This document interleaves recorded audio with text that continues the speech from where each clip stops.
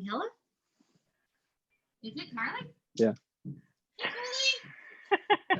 It's a reunion too. Who knew? All right. So now Jamal, I'm sending him the Zoom link right now. Thank you. Absolutely.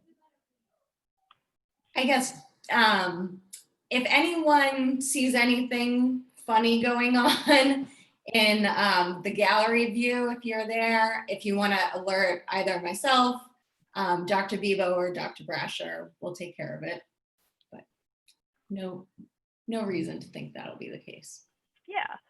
And I think we sent this out in an announcement too, but just for students in the course that we have, since this is a special event, right? We have our two Rhode Island Survivor players as our guests, that this is an event that's open to the public. So you'll see and hear from some folks that are not in our course. But yeah, we'll just expand the conversation we've been having all semester. So I guess I'll just give a little bit of background. So we were actually supposed to have this event last April, right? Last April, we invited Aaron Meredith and Jamal Shipman. You can see their pictures up on the screen. They were going to come to campus, but then of course COVID happened, and we were really excited to bring the Rhode Island Survivor players to campus.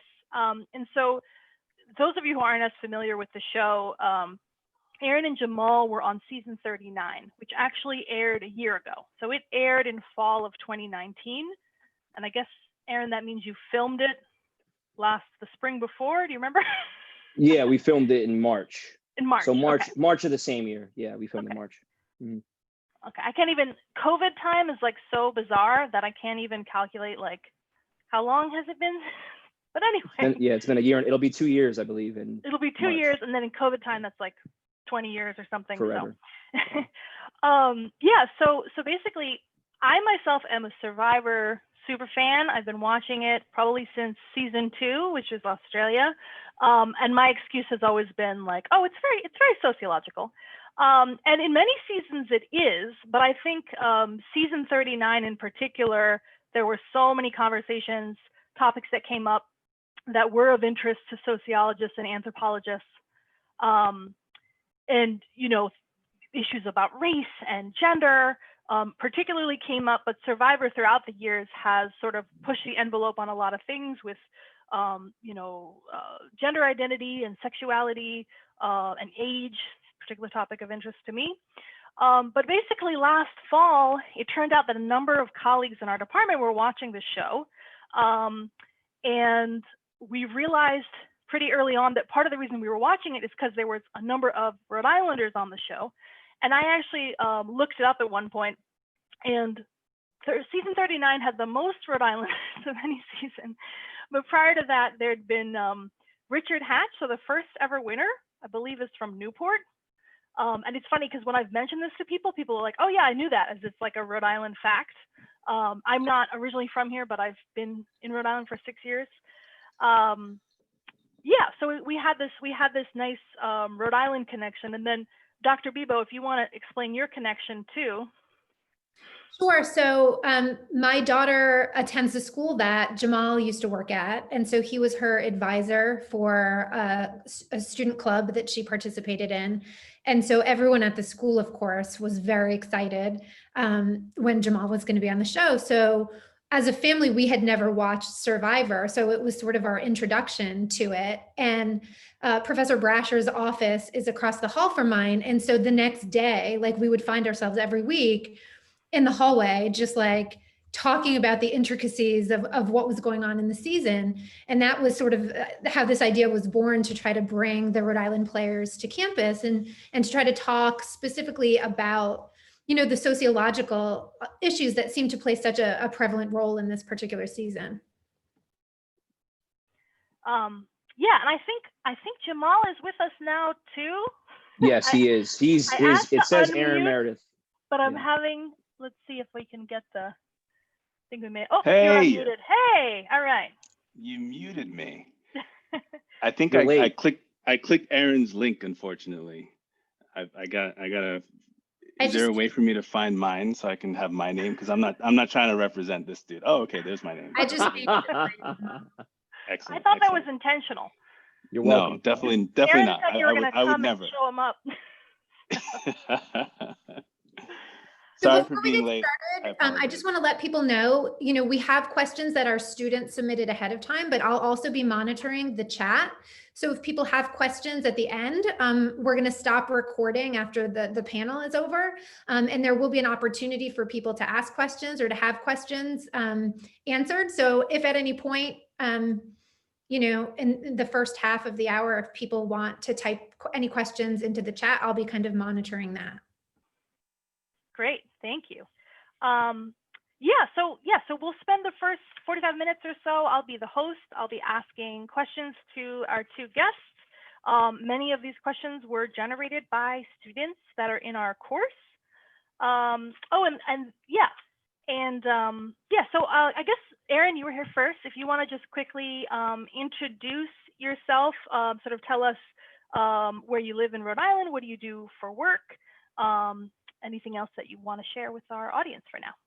Yeah, so my name's, well, first off, thanks for being here, everybody. And I'm thankful to be part of this this panel and wish it was in person, but obviously make do with what we got. I'm from Connecticut originally, and I came to Rhode Island. My wife is from Warwick and came to Rhode Island about 10 years ago. Been here since. I am a gym guy. So I have two gyms, or I had two gyms. I have one in Westerly, and obviously with COVID, it pretty much decimated my gym in Warwick. So I shut that one down and just been trying to kind of figure things out and make my way here in the last six months or so. So I do a lot of virtual training. I also do some personal training at my house, and I'm a family guy. So my son has been home from COVID, and it's been great because been able to spend a lot of time with him. So I'm just trying to find the positives of everything that's been going on in the last 6 months or so. Obviously, it's not normal for anybody, but yeah. So I'm really excited to be part of this. I'm a huge Survivor fan myself. Applied for 13 years and finally got on in my last try. So eventually they probably said, hey, let's just put this guy on so he stops annoying us. But yes, I'm a huge Survivor fan, always have been, and an amazing experience, and looking forward to answering the questions you guys have. Great, thank you. Am I up? Yep, you're up. All right. Hi, everybody. I'm Jamal Shipman from season 39, Survivor, Island of the Idols. So awesome to be hanging out with you guys. Like Aaron said, we've been trying to plan this for a long time, and obviously things took a little bit of a weird turn, but glad to be on with you now. So yep, I am living in Providence, Rhode Island. So literally across the street from North Providence. So as far north as you can get. When I order from fast food restaurants to deliver to me, they say I can't deliver to you because you live in Providence. And I'm like, hey, I'm literally right across the street. And then they deliver to me. So that's where I am. I grew up in Jersey City, New Jersey. And so I'm a Jersey guy at heart. Moved up here. I went to Brown University. So, you know, Providence, Rhode Island colleges in the house for sure. And for a long time, like the introduction said, I worked at Lincoln School in the east side of Providence for about 4 years in the admission office. And I just recently moved out of that industry. I was in independent school admission for about 9 years.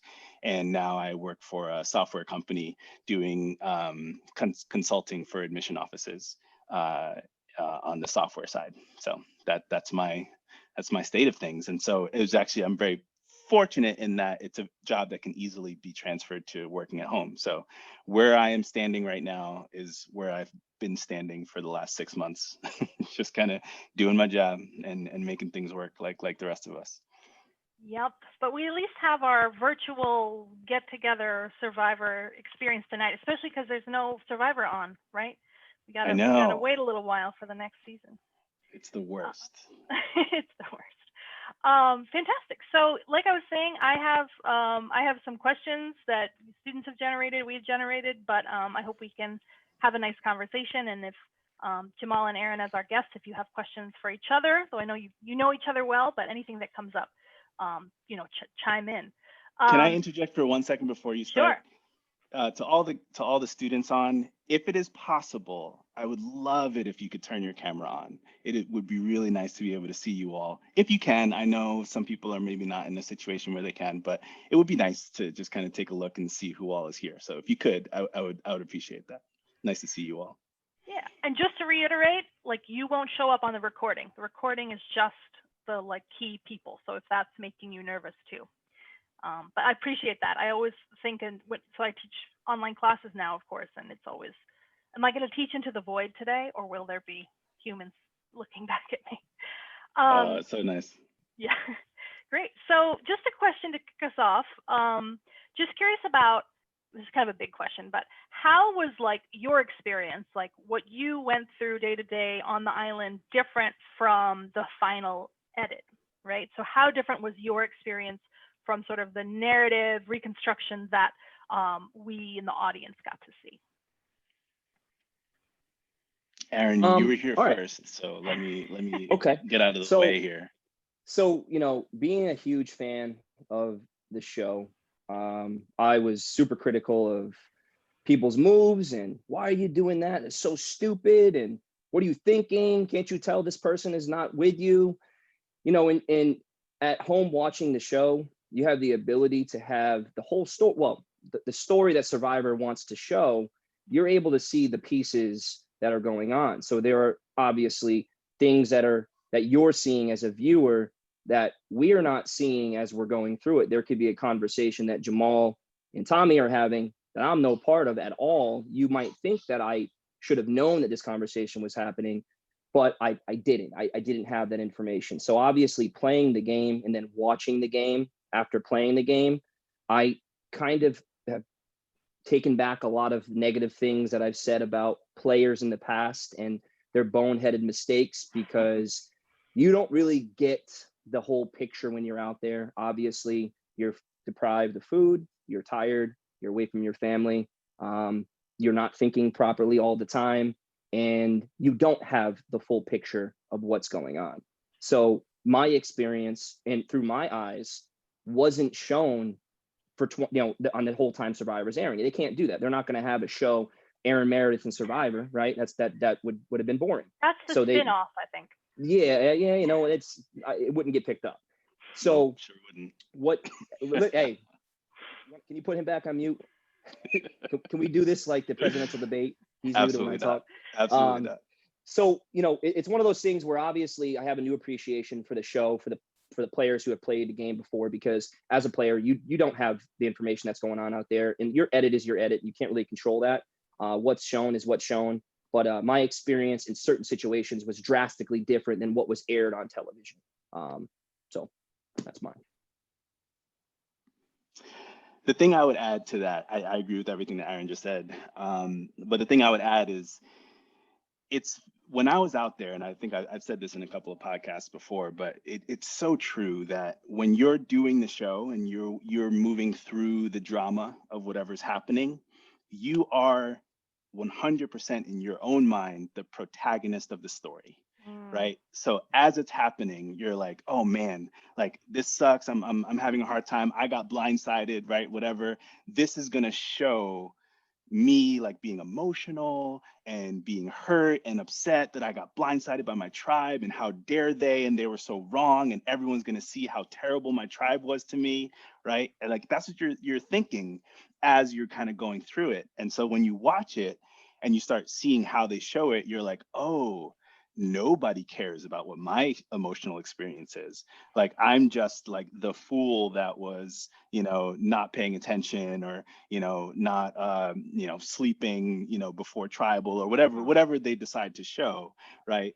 And so that was really eye-opening for me, is that they could tell a whole different story than what I perceived when I was out there.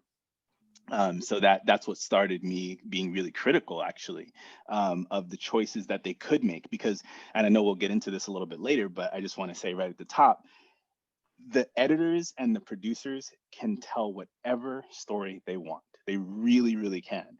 And so when they tell a story, that was a deliberate choice. Like they were like, we're going to take this clip and these words and this clip, and we're just going to string together this portrayal of this guy, as this thing was happening, whatever it was. So that was really eye-opening for me. So I was like, okay, I am not garnering as much sympathy as I would have thought I would have, especially towards the beginning of the game. Yeah, thank you. Yeah, at least one of our students brought up this point of, is there any like screening in place or any sort of, how do they sort of make it that characters, contestants, right, are accurately depicted? But it seems like the concern is just to produce what the producers think is an interesting show, to create more drama. That's correct. Yeah. Mm-hmm. So students have had a chance to watch the clip of Jamal of your conversation with Jack. That was part of their homework for our course. So just sort of a general question is, were issues of race and issues of gender and issues of sexual harassment as obvious to you during the time you spent on the island? Like, was it a big deal when you were there, or do you think that's something that the producers again wanted to sort of amp up? Well, to answer the question backwards, yes, right? Like, as you saw, like I had this conversation with Jack, and I think the producers saw it as an opportunity, right, to show this really great conversation about race. And I completely agree with them. I think that was a really nice thing for them to have done.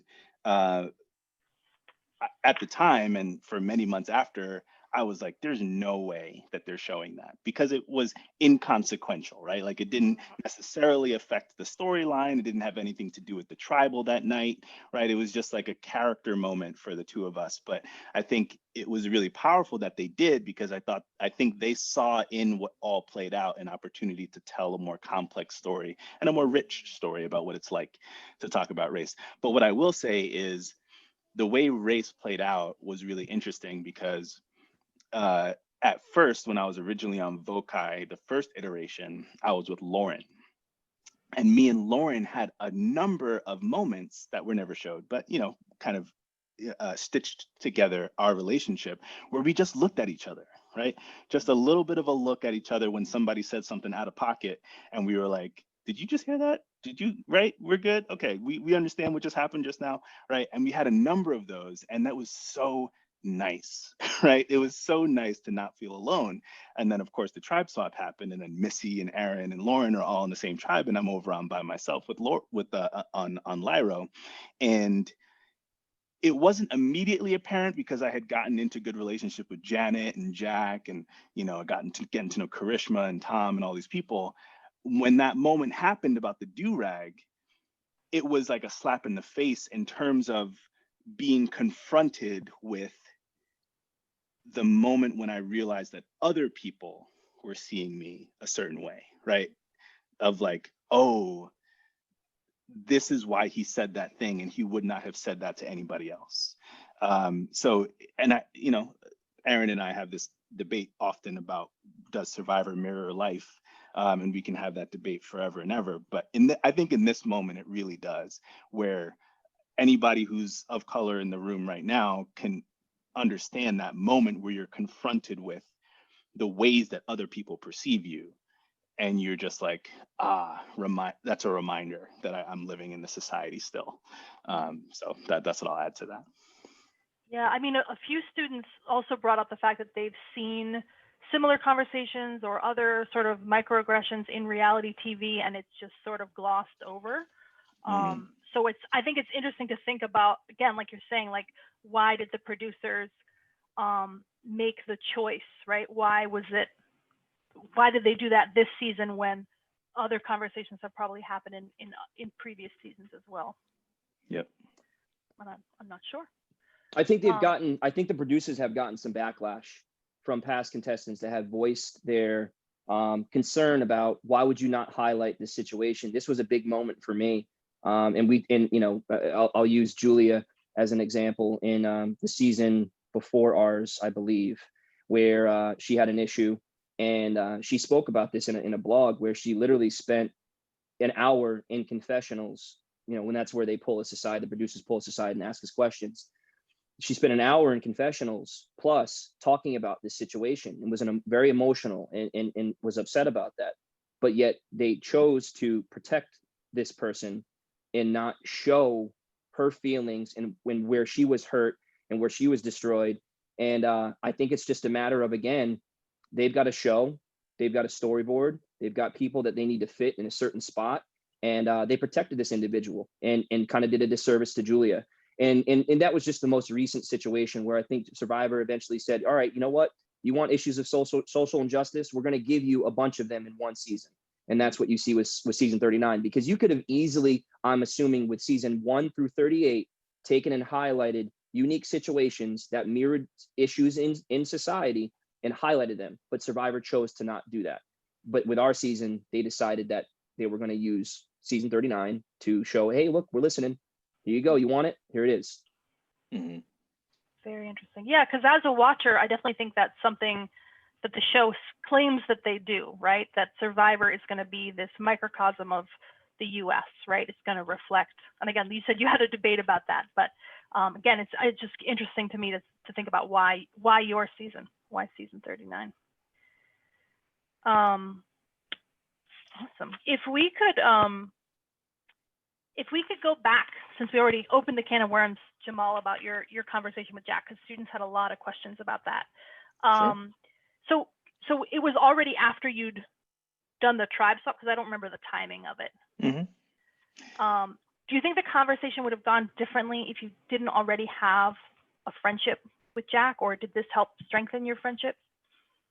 Oh, it definitely would have gone differently. And the first thing I say whenever this comes up is, Jack is awesome, right? Like, Jack is my boy. Like, we're friends. Like, we were roommates after the show. Like, during the show aired, we lived together. He still lives in Rhode Island right now. Like, we see each other. We play, Ultimate Disc together, right? Like, we are friends. And so it is on top of that relationship that allowed for that exchange to happen. And that, to me, was the exemplifies exactly how these conversations happen. Like, there's one version of this conversation, which is Twitter, right? Which is just like talking point.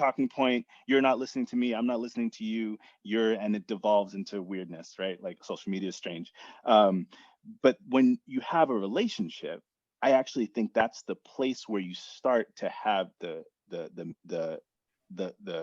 foundation to move that conversation along in the way that it should be. When you prioritize the relationship, I think that's what helps out a lot. So, if that happened on day one, I think I would have made the decision that we all are confronted with at times, which is, do we compromise our position, our social position? Do we set aside our goals for mobility in whatever we're working with, the game or in life? Or do we stand up for ourselves, and do we make a little bit of noise to defend our honor in some way? And I don't know that I would have had as open and frank a conversation as I did with him if I didn't already know that there was a foundation of respect and love and friendship there from the beginning, from at that point in the game. Mm-hmm. Yeah, so it's interesting in this course, again, that we're in. We've had the opportunity as students in the course to talk, again, in these like Thursday night meetings, to talk about issues of race and racism, but we're always like, well, everybody in the course is already kind of cares about this subject. So it's the question of how do you talk to other people that don't care? And I don't expect anybody to have the answer. It's just sort of interesting to think about, right? Where's the space to have those conversations? Mm. So I think this relates then to the next question, is sort of, and you sort of highlighted already, but how much can you sort of be yourself, be your genuine self on Survivor, maybe particularly as Black men, versus always having to, present a certain front for gameplay, right? Your identity as a player versus your identity outside of the game. Yeah, I mean, I'll take the start for this. Sure. I definitely think that going into the game, at least for myself, I know how I'm perceived. I'm not white. I'm not soft looking. And I use this comparison a lot. Myself and Tommy, very similar builds, both tall, both muscular. And I would equate Tommy to that of a golden retriever, where people perceive him as a golden retriever, where me will be more or less a Doberman pinscher. So if you're in a dog park, who are you going to approach first? Are you going to approach the golden retriever or the Doberman pinscher? Most people would probably say, well, golden retriever, they look nicer, right? So going into the game, I knew that I had to tone down my intensity. I'm a very intense person, just from a personality standpoint. I speak my mind. And I knew going into this that in certain situations, I would have to bite my tongue. I would have to just be quiet. I would have to not talk and not say what I want to say in that situation. And at times I was able to control myself and do that. As the game wears on and you start to fatigue a little bit, that goes away. But in the back of my mind, I'm still thinking, Aaron, you don't look like them. You have to make sure that you carry yourself in a way where they're comfortable, right? They're comfortable with how you present yourself. They're comfortable with how you talk to them. They're comfortable with you. So you blend in and you fit in with the group. Now, luckily for us, I mean, there were 3 other African-Americans, myself, Indian with Karishma, a couple Asians with Vince and Kelly, and we had an extremely diverse cast. So that's the very first thing that I realized when we're standing in line in LA to take off to start filming the show, that wow, there's a lot of diversity here. And that put me at ease. So knowing the fact that, Jamal was there, Lauren was there, and Missy was there, I felt a lot better. But then also to see the rest of the cast and how diverse they were, I do think that played a big role into kind of making me a little bit at ease. Whereas in past seasons, maybe there's 3 African-Americans, 2 African-Americans if you're lucky, and maybe somebody else, and that's it. So yeah, that was kind of my experience. That must have been extra tiring, right? To have this extra layer of things you have to worry about that maybe the white players don't have to worry about. Yes. And, Missy and I had this conversation day one. They obviously didn't show it. Was I see you, you see me, we're good, but we can't be seen with each other. Because the last thing that I want and she wanted people to think was, oh, there go the 2 brown people walking off in the woods together, conspiring again, and again, it's that perception that anybody else in the tribe, Elaine, Karishma, Elizabeth, Chelsea, I could have walked off with any of them and never had the concern that I've had with any alone time, isolated time with Missy, because in the back of my mind, I'm thinking, I know what happens if the 2 of us go away and we're not there at camp and they're back. And all it takes is one person to call attention to the fact that Aaron and Missy are together. And it might not be spoken, but the perception is there. So yeah, you have to think about that. And unfortunately, I can say with 100% conviction that the white players don't think about that. They're not thinking about who am I going to be seen off walking in the woods with? Who should I be concerned making fire with this person? They don't have to have that thought. They don't. But I know in my game, that was a big part of my game. I'm not going to speak for Jamal, but I know in my game, that was a very, very important piece that I had to be very careful with who I associated with for a period of time. Thank you. Yeah, I think what I'll add to that is, I again, like Aaron, I was aware of what I had to do. So, definitely softened my personality, was very gentle, had to be very cognizant of, literally my physical positionality next to people. I was the biggest person on my tribe.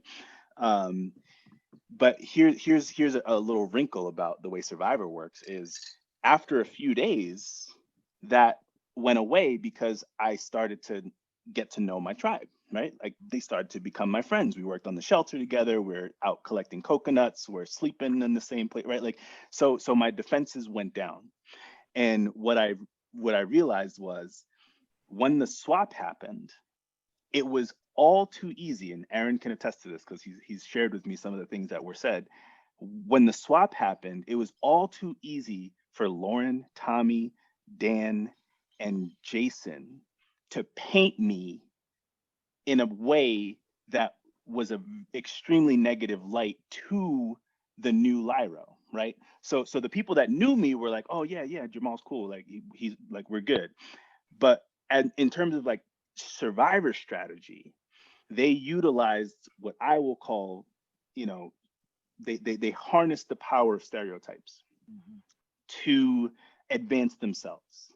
They did, right? And they were like, oh, Jamal's angry, he's mean, he's aggressive, he's, you know, he's not somebody that you're going to get along with, the way he talks to me, blah, blah, blah, right? And they just used that to turn the rest of the tribe against me. Great survivor move, shitty life move. You know what I mean? And that's always a distinction that me and Aaron always get into, is like the game of survivor sets us up to do crappy things that we would never do in our real lives, hopefully, right? But they can play on some of these assumptions that our society makes about race and gender and sexual orientation and the like, right? And so that was an aspect of my downfall. My game was very complicated, but that was an aspect of my downfall, that I could never get that part of the tribe back after the merge, because I just think they were already kind of programmed to think of me in a certain way, because it was easy. It was easy for them, and it was easy for producers, right? It was easy for editors to tell a similar story at a certain point. Yeah, I think that's really interesting. Again, as a longtime watcher, you know, people want to paint you in a certain way, right? But you're making the argument that race, right, and racial stereotypes can be another sort of something people can put in their ammunition, right? And that would only apply to contestants that are people of color. Yeah. Let me see. Yeah, I guess Jamal, if you could talk a little bit about some of the, I know I've seen you on some podcasts and some other shows, sort of how your experience on the show, and maybe particularly your conversation with Jack, has inspired you to do more work to sort of represent the Black community in the media. Yeah. Man, it's a little bit of a whirlwind. It feels very Dr. Jekyll, Mr. Hyde, because when it first happened, right? So when you watch that first scene, it was episode 6, right? You know, week 6 into Survivor. The immediate, like the very immediate reaction was mostly negative, to be honest, right? It was mostly white people from various parts of our country yelling at me for being a race baiter and, you know, playing the race card, and I'm too sensitive, and a do-rag is not even a Black thing, so what are you talking about? My, you know, father wears do-rags when he rides motorcycles, right? Like, it was just a full-on assault on how dare I make this innocent white kid feel bad along racial lines, and I should be ashamed of myself. That really was my very first onslaught, right, of social media right after it happened. And then very quickly thereafter, I started to see the, like, oh my gosh, that was so powerful. That was a beautiful moment. What a really nice, you know, depiction of how to have a race conversation, you know, on air, and you're going to change so many people's minds to show what it's like to, but right. And I got all that too. So then I'm standing there like, all right, so what is it, right? Like, was it a good thing? Was it a really negative thing? Did I set my race back? Did I move the ball forward, right?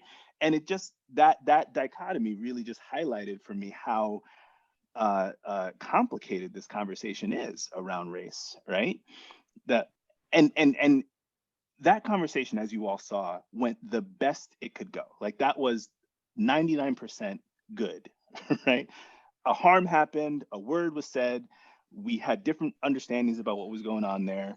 I explained to him what it meant to me. He explained what he meant by it. I learned a lot about his experience, because he's not, you know, some sheltered white kid. Like, he's been traveling the world and can, you know, has some interesting perspectives about things too. And I explained, you know, power dynamics and things, and social identifiers and stuff. And it was beautiful, strengthened our relationship. The best that conversation could have gone, and still it was reacted to the way it was, right? So imagine if I had gotten angry. Imagine if I had, you know, and many people say I would have every right to blow up at him and tell him off and call him racist and all this stuff. Imagine if I had done that, it would have been that much worse. So that's what I'm saying. It's like, it almost didn't even matter what the content was. It was just the issue that kind of sparked us into an interesting conversation as a society. So to put a button on that, I just think that, like, regardless of the dichotomy, I think I did more good than harm, so I'm good with it, right? So, like, the conversation being on display is a good thing across the board, because even though you have the people that bristle, definitely over time have felt like the majority of people were with me and with us, really, not even me versus him, like we're with us on how to move that conversation forward. Yeah. Yeah, I just want to comment in the chat that popped up, and it just, somebody sort of saying it's interesting and unfortunate that no matter what kind of reaction a person of color has to racism, there's always pushback. And that makes Right. me think too of protests, right? Of Colin Kaepernick, like, well, we didn't like the way you did it that way. We don't like the way you do it that way. Exactly. So it's part of the whole picture. Great. So I guess sort of thinking about what are ways to reform the media industry, specifically, reality TV. What more can be done, right, in terms of representation and inclusion and holding media accountable. If either of you have thoughts on that. Yeah, I mean, Jamal will be able to speak a little bit deeper because he's actually been involved in CBS and some meetings with some higher ups there. But for me, I think it all starts at the top. It starts with the executives, getting familiarity up top with other people of color who have been through experiences and who are able to say, well, no, you know what, we don't have to use this person in this particular character form because it fits a stereotype. We can show this African American man different than what has normally been shown on this show, even though if we wanted to highlight those aspects of his personality, we could. I think so. It starts at the top with the executives, with the editors, with the writers, getting more people of color in there, because I know through my casting experience, when I'm sitting in the room at CBS for our final interviews after a long process of interviews with this person and that person, and it's the big show, it's the big dogs, it's everybody up top, there was not one person of color in that room. When I say color, there was not one Black person in that room. Not one. Not for me. Jamal, I'm not sure for you, but I scanned that room and there was about 30 people in there, not one Black person. And I think that's where it starts. So I'll kind of let Jamal talk a little bit about his experience with CBS, because I know he's had some talks with them.